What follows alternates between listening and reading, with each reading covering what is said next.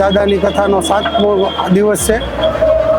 છેલ્લા 15 દિવસથી આપણે કન્ટિન્યુ સેવા આપીએ છીએ। સ્વામીની કથા સાંભળીને ખૂબ જ મજા આવે છે। અંદરથી એક જ વિચાર આવે છે કે દર વર્ષે સુરતમાં એકવાર કથા આપણી થવી જોઈએ।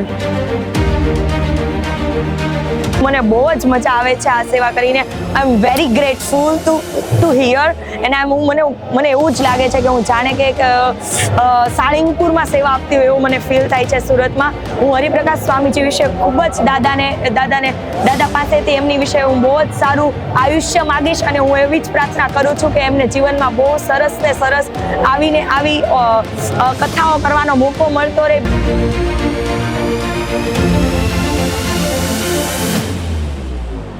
સ્વામીજીની એ વાત તો બહુ ગમી જેમને કાલના પ્રસંગમાં કીધું હતું કે તંદુરસ્ત શરીર, તંદુરસ્ત મન, તંદુરસ્ત જીવન અને તંદુરસ્ત અને સુડોળ શરીર રાખો।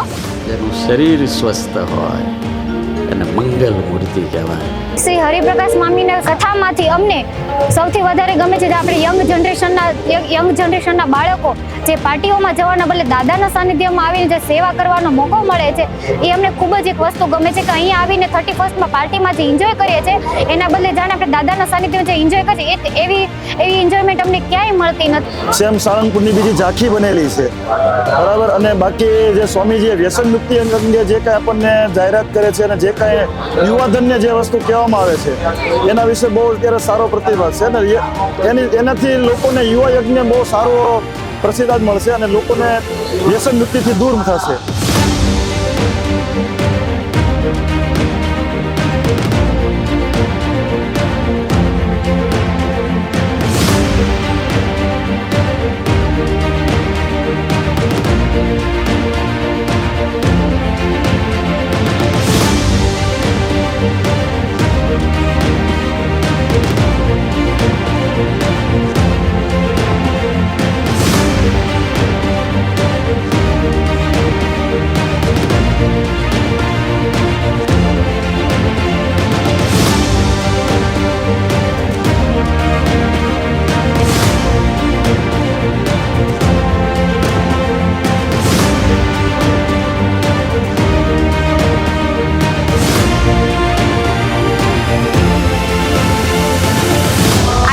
હનુમાન ચાલીસા યુવા કથાનો 7મો દિવસ એટલે કે અંતિમ દિવસ છે।